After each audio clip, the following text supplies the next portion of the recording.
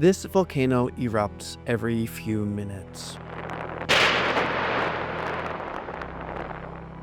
And just below it, people live, farm, host travelers, drink kava, raise families, and build homes in the trees. I came to Tanna because I wanted to see one of the world's most active, accessible volcanoes. But by the time I left, I realized the volcano was not really the story. The people living beside it were. I am in a treehouse next to a volcano on an island in the middle of the Pacific, and it doesn't get much more magical than this.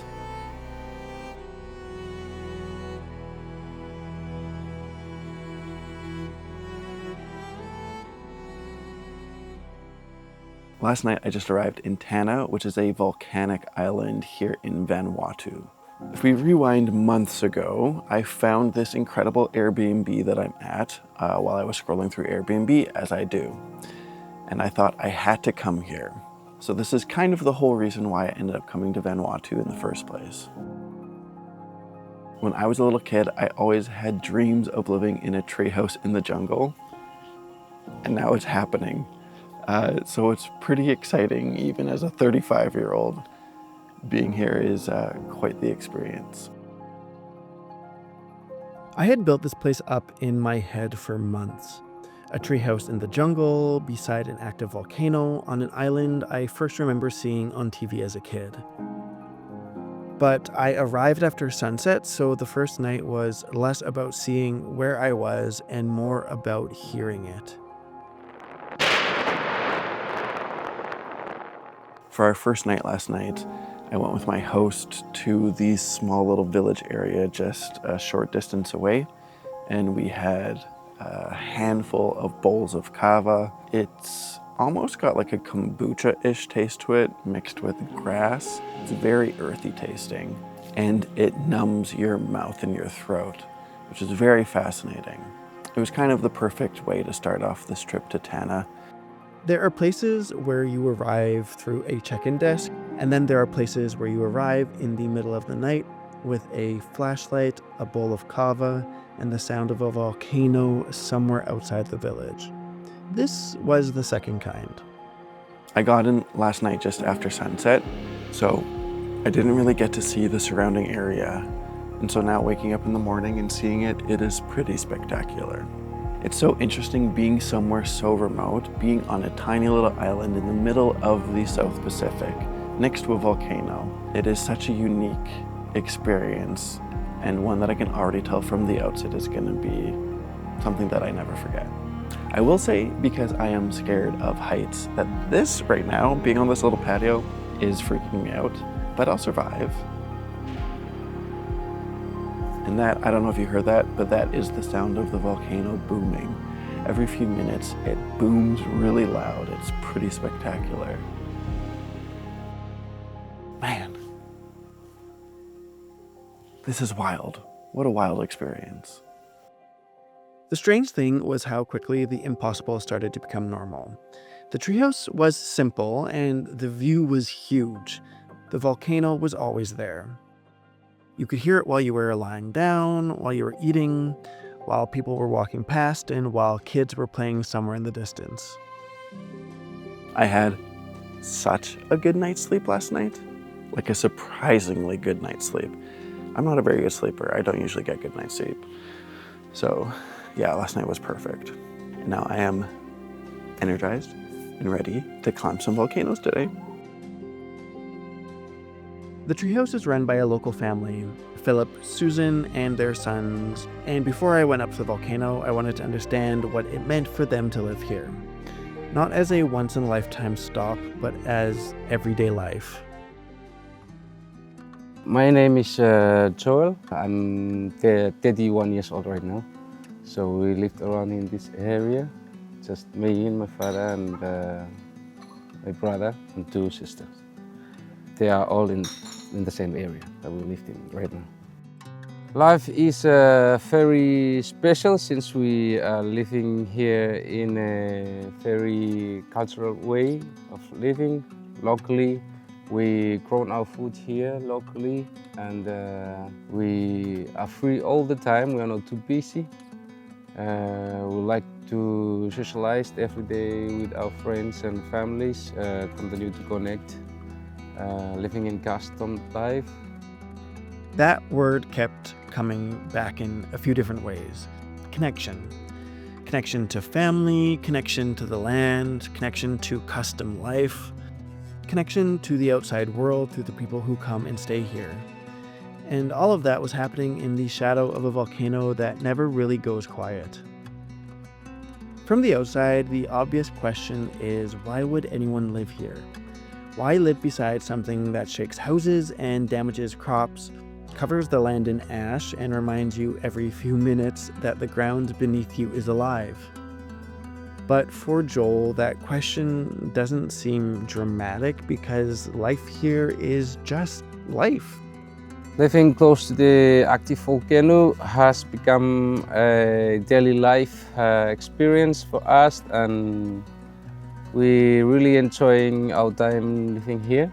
Sometimes we face a little bit disaster insights of vegetables and all that. Sometimes we get shocked by the roars of the volcano when it erupts with the big bangs and shake our houses. But we never evacuated this area since we're here since the past until this is where I grew up, and all my friends and my families, we all grew up here, so we really love it here. This answer really hit me, and not because the volcano is safe, not because it never causes problems, but because home is not only the easiest place to live, but sometimes home is the place your family has always known. The place where your food grows, the place where your people are, the place that makes sense to you even when it looks impossible to everyone else.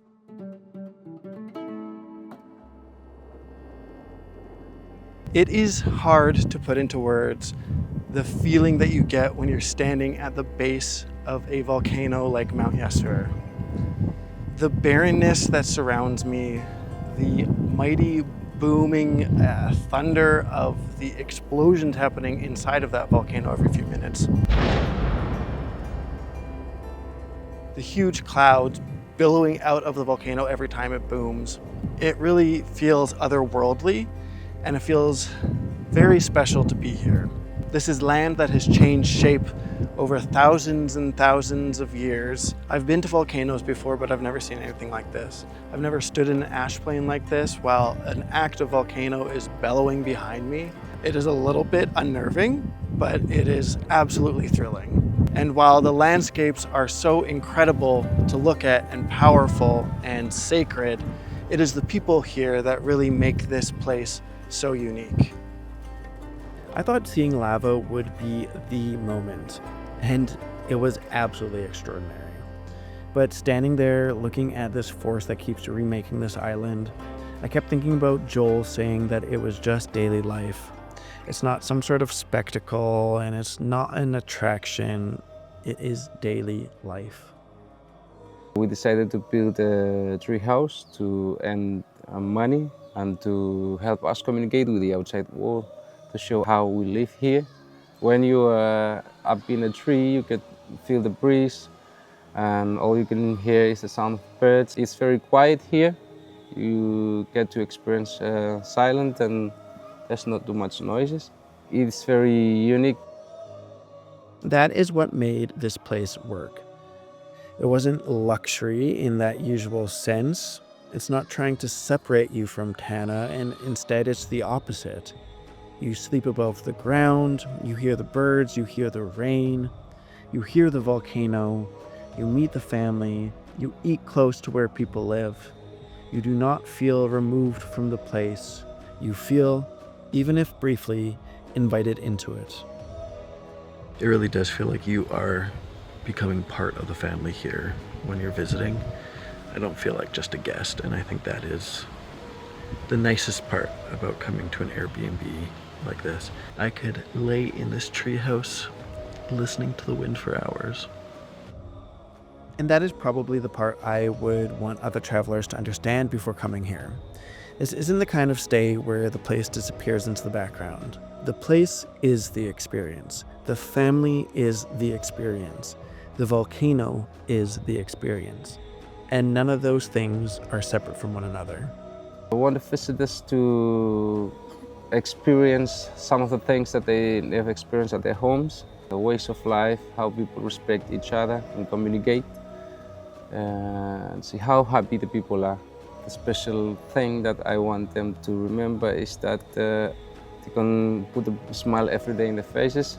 They're gonna hope for positive sides if they face disasters in their lives, but they have to put a smile on the face every day. I think when I planned this trip, it was because I wanted to come see one of the most active, accessible volcanoes in the world. And what has ended up happening, which is so often the case, is that the volcano became secondary, and really it became the guiding force to really meet the people who live next to the volcano. And that is what has made this experience so special. It really is about the people. I had the question of why would anyone choose to live beside a volcano, but I think now that is the wrong question. Maybe that is the part that I was missing at the beginning. I was looking at the volcano as danger, as drama, as something extreme. But here it sits inside a much larger life. A life with family, food, custom, weather, work, visitors, laughter, quiet, and the ordinary rhythm of people just carrying on. I am traveling across this globe, trying to understand places beyond the version we usually see from the outside. Subscribe and follow along for more stories like this.